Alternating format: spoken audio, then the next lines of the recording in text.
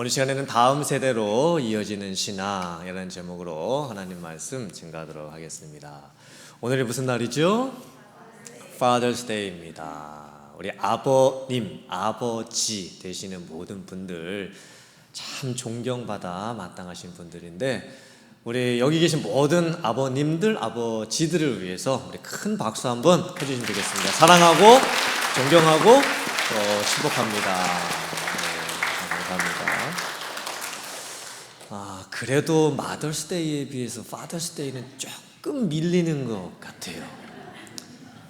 왜냐면 어머니의 사랑은 표현이 많이 되는 사랑인데, 아버지들의 사랑은 이게 속에 감춰져 있는 사랑이라, 그래서 해마다 이 파더스데이가 돼도 마더스데이처럼 이렇게 막 들뜨지는 않는 것 같아요. 저도 별로 기대를 안 하고 있고. 아버지, 참 이 아버지의 이름이 어떤 분들에게는 이미 돌아가셨기 때문에 그리운 이름, 불러보고 싶은 이름일 수가 있습니다. 또 아버지, 어떤 분들에게는 아직 살아계시지만 잘 찾아뵙지 못하고 자주 연락드리지 못해서 감사하기는 하지만 또 미안한 그런 이름일 수도 있습니다. 맞습니다. 아버지들은 이 속에다가 사랑을 감춰놓고 사시기 때문에, 또 말수도 적으시고 무뚝뚝하시기 때문에 그 아버지들의 마음속에는 사랑도 많으시고 자녀들에 대한 관심도 참 많으신데, 그게 참 겉으로 표현이 되는 게 좀 서툴어가지고 아버지들이 마땅히 받으셔야 될 그런 사랑과 존경을 많이 못 받으시는 경우도 좀 있는 것 같아요. 저도 이제 아버지께 연락을 드리면 바쁘지도 않으면서 몇 마디 하면 바쁘다, 그래 끊자, 이렇게 해주세요. 잘 계세요, 건강하세요, 어떠세요? 그래 바쁘다, 빨리 끊자. 매번 이렇게 똑같이 전화가 끝나니까 저도 사실 전화 드리면서 무슨 말을 해야 될지를 잘 모르겠어요. 모든 아버지분들이 다 대부분 그러실 겁니다. 저희 아버지도, 제가 이제 아버지를 기억을 해보면 저녁에 퇴근하시고 집에 오시면 이제 식사하고 나서 식구들끼리 같이 TV 앞에 앉아서 아무 말도 안 해요. 아무 말도 안 하고 TV만 봤던 기억이 납니다. 그리고 아버지께서 토요일만 되시면 테니스 치러 나가시고 등산 가신다고 또 나가시고, 그래서 제가 주말에 아버지하고 어디 가본 적이 별로 없습니다. 또 주일에는 교회 가셔서 무슨 봉사와 헌신 성경을 그렇게 많이 하시는지 참 주일날도 아버지께서 바쁘셨던 기억이 납니다. 제가 이제 결혼하고 자녀 낳고 저 또한 아버지가 되었을 때에 제가 그 아버지를 기억하면서 제가 참 잘 해드리려고 했는데, 참 제가 목사라는 또 핑계가 생겨가지고 아버지께 더 잘 못해드리는, 잘 찾아뵙지도 못하는 그런 모습이 참 많았던 것 같고, 이민 와서 제가 미국에 살게 되니까 벌써 이제 13년이 지났는데, 그래서 참 제 마음속에 아버지 생각을 하면 아쉬움, 또 안타까움, 죄송한 그런 마음들이 참 많이 있습니다. 그래도 아버지를 생각을 해보면요, 제가 저의 아버님을 생각해 봤을 때도 참 존경하는 부분이 참 많습니다. 농사지는 집안에서 태어나셔서 이제 혼자 공부하시고 자수성가 하셨고, 공무원으로서 평생 일하시면서 참 사회에서도 열심히 성실하게 사셨었고, 참 공부하는 걸 좋아하셨어요. 책 읽는 걸 좋아하시고, 그래서 공무원 하시면서도 영어, 일어, 중국어, 한자, 시험도 보시고, 참 배움이라는 게 무엇인지를 저에게 많이 가르쳐 주셨어요. 교회에서도 회계 집사님으로서 수고하시면서 재직회가 가까워 오면 늘 아버지께서 교회의 장부들을 그때는 다 손으로 쓰는 장부였습니다. 장부들이 이만큼 있는데 그걸 다 집에 갖고 오셔서 며칠 동안 그거를 꼼꼼하게 정리하셨던 그런 모습이 기억이 납니다. 참 좋은 집사님이셨고, 나중에는 장로님이 되셨고, 공무원이 이제 정년 은퇴하시고 난 후에는 늦게 목회 소명을 받으셔서 이제 목사님이 되셔서 이제는 이제 목회도 이제 은퇴를 하셨는데, 참 아버지 생각하면 정말 존경하고 정말 사랑하는 마음이 있습니다. 저도 더 많이 표현을 해야 되는데, 저도 아버지가 되다 보니까 저도 말수가 적어지고 좀 무뚝뚝해지는 것 같아요. 오늘만이라도 우리 성도님들 가정의 남편이시자 아버지들이 계실 테고 또 부모님이시자 아버님이들이 다 계실 텐데 오늘만이라도 찾아뵙거나 또 전화하시면서 많은 사랑과 존경을 드리시는 성도님들 되셨으면 좋겠습니다. 또 어제는 U20 그 월드컵 결승이 있었죠. 20세 미만의 그 사람들이 하는 월드컵 결승이 있었는데 거기 한국 선수 중에 이강인이라고 하는 18살짜리 선수가 많은 주목을 받았습니다. 사실 이강인이라는 선수가 있기까지는 아버지의 역할이 참 컸습니다. 이강인 선수가 10살 때 거기 가가지고 테스트를 받고 그 구단에서 뭘 요청했냐면 유학생으로는 우리 구단에서 받아줄 수가 없다. 가족 전체가 이민을 와서 이 동네에 사는 사람이 돼야 우리 구단에서 받아줄 수 있다. 그렇게 했을 때 이강인 선수의 아버지가 자녀를 위해서 아내 그리고 누나 2명 그다음에 강인이 데리고 이민을 가요. 그 아버지의 뒷바라지가 있었기 때문에 현재 이강인 선수가 있었던 거예요. 손흥민 선수도 마찬가지입니다. 손흥민 선수의 아버지가 프로축구 선수였었습니다. 그래서 손흥민 선수는 어렸을 때부터 아버지로부터 직접 축구 지도 훈련을 받았고 수년 동안 기본기 훈련만 아버지한테 철저하게 받았어요. 공이 몸에서 떨어지지 않는 훈련. 그 아버지니까 시킬 수 있었던 거고 아들이니까 받을 수 있었던 거예요. 그래서 손흥민 선수가 지금 그렇게 좋은 축구 선수가 되어 있었던 겁니다. 이처럼 아버지의 영향력은 절대적인 겁니다. 원하든 원치 않든 아버지는 영향력을 주고 있고 자녀들은 그 영향력을 받고 있습니다. 간혹 가다가 어떤 자녀들은 나는 커서 절대 우리 아버지처럼 되지 않겠다 그렇게 말을 하는 자녀들이 있기는 하지만 커보세요. 본인이 자라서 본인이 결혼하고 자녀 낳아서 아버지가 되면 깜짝 놀랍니다. 어느 날 문득 내가 아버지를 이렇게 많이 닮아 있나? 얼굴뿐만이 아니라 뭐 습관이든지 체형도 닮아 있어요. 왜냐면 어렸을 때부터 그 같은 그것들 먹고 자랐기 때문에요. 아버지가 배 나왔으면요 아들도 배 나옵니다. 아버님이 죄송합니다 이렇게 되셨으면 이게 아들도 이렇게 되는 경향이 또 많지 않습니까? 그래서 아버지를 본받기 싫어도 어쩔 수 없이 아버지를 본받게 되는 것, 그게 Father's Factor라 그래요. 어쩔 수 없어요. 아버지는 영향력을 주고 계시고 우리들은 그 아버지의 영향력을 받고 있습니다. 아버지에게서 아들로 많은 것이 전해지고 있는 거예요. 그런데 그 중에서 부모님이 또 아버지가 또 어머니도 마찬가지지만 자녀들에게 꼭 전해줘야 될 게 있습니다. 많고 많은 것 중에서 정말 이것만큼은 꼭 전해줘야 하는 게 있습니다. 그것은 신앙이고 믿음입니다. 만약에 다른 것을 다 전해줬더라도 나에게 있는 이 아버지 안에 있는 이 믿음, 어머니 안에 있는 믿음을 내 자녀에게 전해주지 못하고 교회 안에서 또 다음 세대에게 전해주지 못하면 그것만큼 안타까운 일이 없을 겁니다. 근데 오늘 성경 말씀을 보면 다음 세대로 신앙을 넘겨주는 바톤 터치가 실패가 되는 너무나 안타까운 모습이 기록되어 있습니다. 사사기 2장 10절의 말씀인데요. 그 세대의 사람도 다 그 조상들에게로 돌아갔고 그 후에 일어난 다른 세대는 여호와를 어떻게 합니까? 알지를 못합니다. 그리고 여호와께서 이스라엘 위에 행하신 일들도 알지를 못합니다. 그러니까 신앙 2세대, 3세대들이 하나님이 누구신지를 몰라요. 그리고 하나님이 행하셨던 구원의 놀라운 역사들도 다 잊어버리고 모릅니다. 출애굽을 하고 광야에서 40년을 살았던 신앙 1세대들이 있어요.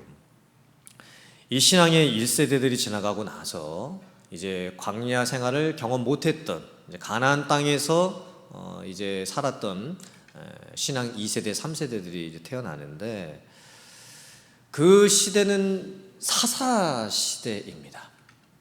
사사 시대는 어떤 시대였냐면 사람들이 자기 소견에 좋을 대로 행했던 시대였었습니다. 자기의 생각, 자기의 느낌, 자기의 관점이 다 옳다라고 생각을 하는 거예요. 그리고 하나님의 절대적인 말씀이 그 가치를 잃어버리는 시대가 됩니다. 그러면서 사사시대의 특징이 뭐냐면 죄짓고 불순종하다가 하나님이 심판하시면 회개하고 사사를 보내주셨을 때는 그때 하나님의 말씀을 따르다가 다시 또 죄짓고 불순종하고 다시 심판받고 또 회개하고 다시 돌이켰다가 또 회복됐다가 다시 또 죄짓는 이 사이클이 계속 반복되는 시대를 살게 돼요. 자녀 세대가. 그 세월이 무려 300년의 세월이었습니다. 300년이나 되는 그 긴 시간 동안 신앙 2세대들 3세대들이요 하나님을 모르고 살아요. 하나님의 행하시는 일들도 다 옛날 일이에요. 그냥 자기들이 체험한 자기의 하나님에 대한 신앙이 없이 사는 거예요. 가장 하나님의 구성 역사 중에서 암울했던 시대가 이 사사 시대였었습니다. 왜 그랬을까? 왜 자녀 세대가 이렇게 되었을까? 그것은 신앙 1세대가 가지고 있었던 신앙의 유산이 제대로 흘러가지를 못했기 때문입니다. 사실 신앙 1세대들은요 은혜를 알았던 시대였었어요. 하나님의 구원 역사가 무엇인지를 몸으로 직접 체험을 했던 세대였었습니다. 광야 1세대, 신앙 1세대들로부터 본받을 만한 것들이 많이 있었죠. 그런데 그게 전달되지가 않았던 거예요. 광야 1세대들, 신앙의 1세대들 모습을 잘 보세요. 그들은 먼저 애굽에서 살았습니다. 430년 동안 종살이를 하면서 살았습니다. 애굽은 우상 숭배의 본거지였었습니다. 이집트에서는 수많은 신들을 섬겼는데 태양도 신이라 섬겼고 나일강을 수호하는 신, 또 자녀들 많이 낳게 해주는 신들, 여러 가지 신들이 많이 있었던 거예요. 그래서 영화나 또 그 어떤 자료 같은 걸 보면 이집트의 신들의 모습을 이렇게 봤을 때 몸은 사람의 몸인데 이 머리가 독수리처럼 되어 있는 그런 신들 있죠. 또 몸은 사람의 몸인데 이 머리는 하마의 모양을 하는 신들도 있고, 뭐 태양의 문양을 만들고 섬겼던 그런 많은 그림들이 남아 있는 것을 영화나 또 역사 유적들을 보면 알 수가 있습니다. 그때 하나님께서 광야 1세대를, 신앙의 1세대들을 출애굽을 시키세요. 그리고 하나님의 백성들이 어떻게 살아야 되는지를 철저하게 가르쳐 주십니다. 먼저는 성막을 만들게 하시고 예배가 뭔지를 가르쳐 주세요. 하나님을 어떻게 예배하는지, 그리고 절기들을 지키면서 어떻게 하나님 앞에 나와야 되는지, 어떻게 하나님 앞에서 감사를 드려야 하는지를 가르쳐 주셨던 거예요. 그리고 광야에서 사는 40년은 참 먹고 살기가 힘든 상황이었습니다. 주변 상황이 너무나 어려운 상황이었죠. 그런데 오히려 광야 1세대는요 그 힘들고 척박했던 광야 40년 동안 하나님만큼은 뜨겁게 만났습니다. 하나님의 은혜만큼은 생생하게 체험했습니다. 눈으로 직접 봤고 자기 몸으로 직접 느꼈던 거예요. 먹을 양식이 없었을 때 하나님께서 어떻게 해주셨죠? 뭘로 먹여주셨습니까? 만나로 먹여주셨죠. 밤에 춥고 낮에 더웠을 때에 하나님께서 뭐로 보호해 주시고 지켜주셨습니까? 낮에는 구름기둥, 그리고 밤에는 불기둥으로 지켜주셨죠. 광야에서 어디로 가야 될지, 방향을 어떻게 정해서 가야 될지 모를 때에 언약궤를 맨 제사장들이 앞길을 갑니다. 찾아갑니다. 하나님께서 인도해 주시는 거예요. 그러면 그 뒤를 따라서 하나님의 백성들이 가는 겁니다. 이건 뭐였냐면 하나님 없이는 안 된다라고 하는 것을 철저하게 배웠던 거예요. 광야 1세대, 신앙의 1세대들이. 삶은 너무나 괴롭고 어렵습니다. 광야의 그 힘든 삶을 견뎌내야 됩니다. 그런데 은혜로 살아가는 법을 배운 거예요. 그게 1세대들의 신앙이었었습니다. 또 광야 1세대는요, 이게 이 땅이 전부가 아니구나. 내가 이 세상에서 사는 게 다가 아니구나. 그리고 사람은 다 죽을 수밖에 없는 존재구나. 이것을 또한 철저하게 배웠습니다. 하나님의 백성들의 숫자가 남자들만 따지면 60만 3,550명입니다. 그리고 대부분 이제 결혼을 했다고 치면 아내들까지 치면 그 2배가 되겠죠. 한 가정에 자녀 2를 낳다 혹은 3을 낳다가 치면 한 200만 명이나 되는 사람들이, 엄청나게 많은 사람들이 함께 모여서 광야 생활을 했던 거예요. 그런데 신앙 1세대들이 하나님에 대한 불순종 때문에 심판을 받고 어떤 벌을 받게 되냐면 가나안 땅에 들어가지 못하고 광야에서 다 죽게 되는 벌을 받게 돼요. 그래서 그 많은 숫자의 사람들이 광야에서 이제 죽어 나가게 되는 겁니다. 그러면은 평균적으로 따졌을 때 광야에서 40년을 사는데요, 하루에 약 100명 이상씩 돌아가시는 거예요. 그러니까 지파별로 어느 지파에서 누가 돌아가시고 어느 지파에서 누가 돌아가시고, 자고 일어나면 어느 가정에 누가 돌아가 계시고, 자고 일어나면 어느 지파에 누가 돌아가 계시고, 그때 이제 텐트를 치고 다들 가깝게 모여 살았는데 하루에 100명씩 돌아가시는 거예요. 매일처럼 곡하는 소리가 들립니다. 장례를 치러야 되고. 그리고 그 돌아가신 분들 어디다가 묻겠습니까? 뭐 오늘날처럼 묘지가 있어서 잘 묻어들 수도 있는 것도 아니고 그냥 광야에다가 묻고 가는 거예요. 그 뭘 느끼겠습니까? 이게 인생이라는 게 이렇게 허무하고 이렇게 아무것도 아니구나 라는 것을 처절하게 느끼는 거예요. 그리고 이 땅이 전부가 아니라는 것, 하나님이 우리에게 약속해 주신 땅이 있다는 것, 내 자녀들만큼은 그곳에 가서 하나님을 잘 믿는 자녀들로 키워야겠다라는 그 소망 가지고 버티면서 사는 거예요. 그게 광야 1세대들의, 신앙 1세대들의 삶이었었습니다. 그런데 새롭게 태어나는 이 광야 2세대, 3세대, 신앙의 2세대, 3세대들은요, 그 부모님 세대가 겪었던, 몸으로 체험했던 하나님을 자기들이 체험을 하지를 못해요. 하나님께서 광야 2세대들에게 철저하게 말씀하셨습니다. 이건 하면 안 된다, 절대 이렇게 살면 안 된다, 신신당부를 해놓으셨습니다. 근데 광야 2세대가 그걸 지키지를 못해요. 신명기 7장 2절의 말씀입니다. 4절까지의 말씀. 네 하나님 여호와께서 그들을 내게 넘겨 네게 치게 하시리니 그때 너는 그들을 진멸할 것이라. 그들과 어떤 언약도 하지 말 것이요 그들을 불쌍히 여기지도 말 것이며 또 그들과 혼인하지도 말지니 네 딸을 그들의 아들에게 주지 말 것이요 그들의 딸도 네 며느리로 삼지 말 것은 그가 내 아들을 유혹하여 그가 여호와를 떠나고 다른 신들을 섬기게 하므로 여호와께서 너희에게 진노하사 갑자기 너희를 멸하실 것임이니라. 오늘 본문 말씀 사사기 2장의 앞부분에서도 하나님께서 똑같은 말씀을 반복해 놓으셨습니다. 절대 가나안 땅에 들어가거든 그들과 함께 살지도 말고 다 쫓아낼 것이요 그들이 가지고 있었던 우상숭배 또 문화들 따라가지 말라 말씀해 놓으셨어요. 근데 이세들이 그거를 못 지켜내요. 그래서 하나님께서 너희가 어찌하여 그 백성들을, 이방 백성들을 남겨두었느냐. 그들이 너희의 옆구리에 가시가 될 것이고 너희 삶의 올무가 될 것이고 너희의 적대자가 돼서 너희를 괴롭게 할 것이다. 너희가 그런 삶을 앞으로 살게 될 것이다. 이렇게 심판을 하시는 거예요. 광야 2세대들은요 신앙 1세대들의 그 신앙을 못 이어받았어요. 그리고는 가나안 땅에 들어가 보니 세상이 너무 좋은 거예요. 집 짓고 정착해서 이제 가축들을 키우면서 자기가 자기 손에 뭔가를 쥐고 사는 그 맛에 취해버렸습니다. 죄를 철저히 없애라고 하셨는데 어쩌면 세상의 죄와 동화되어서 이렇게 살아가게 되었던 거죠.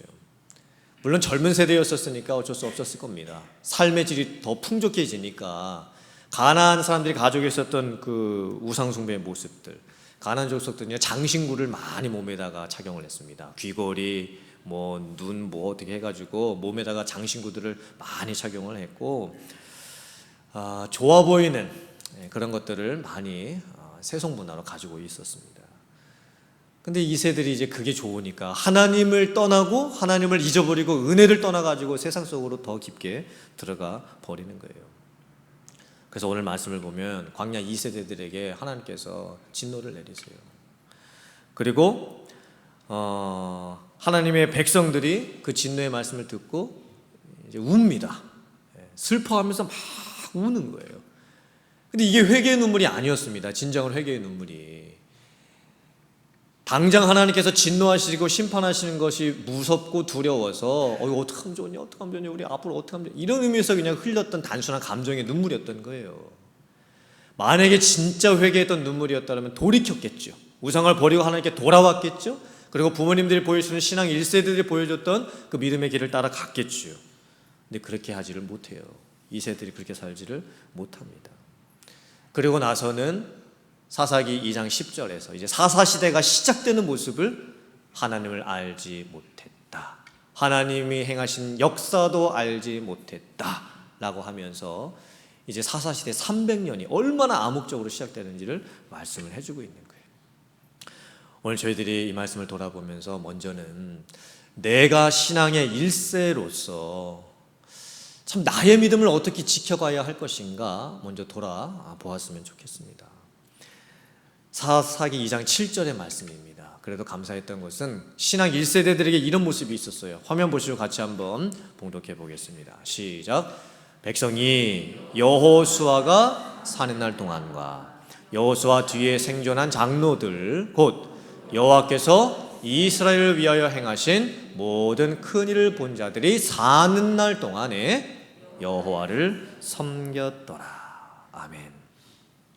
그래도 여호수아가 생존해 있는 동안, 그리고 광야 1세대는 광야에서 다 죽었겠지만 거기에서 태어났던 광야 2세대들이 아직도 살아 있었을 테고, 그리고 그러니까 어느 정도 하나님의 은혜를 체험했던 광야 2세대들이 아직 있었어요. 그분들이 살아 계실 동안은 광야 3세대들이요 그래도 하나님을 믿었습니다. 그리고 하나님을 진실되게 섬겼어요.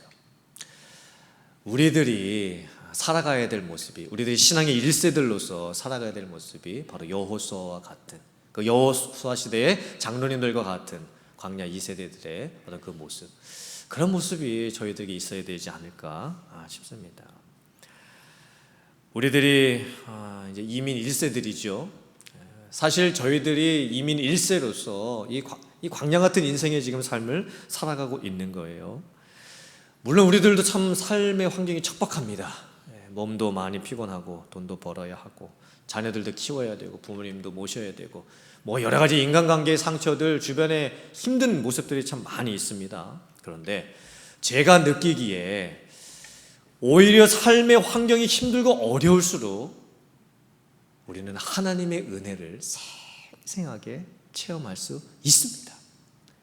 오히려 삶의 질이 높아지고 풍족해질수록 하나님을 잊어버리게 되는 경우가 많이 생겨요. 그리고 제가 가만히 보니까 이민교회에는 두 부류의 이민 생활을 하는, 신앙생활을 하시는 성도님들이 계신 것 같아요. 한편은 뭐냐면 다른 사람들이 경험한 하나님에 대해서 듣기만 하면서 교회를 다니시는 분들. 그러니까 자기의 신앙은 없는 거예요. 자기가 직접 경험했던, 자기가 진짜 만났던 하나님에 대한 신앙은 나는 없어요. 근데 그냥 옆에서 그 하나님을 만났던 분들이 계시니까 그분들이 그냥 들려주는 얘기만 듣고 교회에 다니시는 이민생활 하시는 분들이 계세요. 그렇게 되면 안 되죠. 우리는 광야 1세대들처럼요, 내가 만난 하나님이 있으셔야 돼요. 내가 직접 눈으로 보고 내가 직접 몸으로 겪고 내가 직접 말씀을 들었던 그 은혜의 체험들이 여러분들에게 있으셔야 됩니다. 그래야 우리가 뭔가를 자녀들에게 남겨줄 수 있는 거예요. 사랑하는 성도님들, 이민생활하면서 교회를 다닌다는 것이 그냥 이민생활의 척박함 속에서, 인간관계 속에서 뭔가를 나누고 그냥 좀 사람 만나는 그 정도에서 이렇게 머물러지는 신앙생활이 아니라 정말 저와 우리 성도님들의 1세대들의 신앙이 하나님을 뜨겁게 체험하고 하나님을 뜨겁게 만난, 무엇인가 내 안에서 다른 사람에게 내가 만난 하나님이 이런 하나님이시라고 내 자녀들이나 교회 자녀들이나 다른 분들에게 이렇게 간증할 수 있는, 건 간증거리가 많으신 여러분들 다 되실 수 있기를 주님의 이름으로 축원합니다. 그 다음에 이제 우리에게는 사명이 있습니다. 우리 자녀들에게 알려줘야죠. 내가 만난 하나님을 알려주고 우리 교회 자녀들에게 전해줘야죠. 이민 1세대들의 신앙이 어땠었는지를 전해줄 수 있어야 됩니다. 가정에서의 신앙교육의 책임이 1차적으로 우리에게 있는 거고, 그 다음에 교회 안에서 우리 자녀들을 어떻게 키워야 될지 정말 제가 우리 성도들에게 부탁드리고 싶습니다. 우리 자녀들을 위한 사랑과 관심과 기도. 이제 다음 토요일부터 유치부가 친구 청소년잔치를 하고 7월 15일부터 유초등부가 이제 캠프가 하고, 또 이제 제가 오늘 확정하고 다음 주에 말씀드리던 중고등부도 이제 수련을 가게 될 겁니다. 전사님하고 제가 거기다 말씀을 나눴으니까 관심을 가져주세요. 기도 부탁을 드립니다. 그리고 장학 사역을 위해서도, 단기 선교를 위해서도 제대로 준비하면서 우리의 자녀들에게, 교회의 자녀들에게 신앙의 유산들 대대로 물려줄 수 있는 하나님의 은혜에 대한 체험들을 가르쳐주고 배우게 해줄 수 있는 저와 여러분들 다 되어 주실 수 있기를 주님의 이름으로 축복합니다. 아멘. 이제 말씀을 마치면서 내 자녀들에게 내가 부모님으로서 어떻게 내가 만난 하나님을 전해주고 있는가 살펴봤으면 좋겠고, 또 교회 안에서의 신앙적인 선한 영향력을 보여주면서 살아있는 믿음의 유산들이 대대로 전해지고 여러분들을 통해서 다음 세대를 살려낼 수 있는 그런 신앙의 유산들이 만들어져 가고 내려갈 수 있는 그런 여러분들의 가정과 우리 교회가 될 수 있기를 주님의 이름으로 축원합니다. 아멘.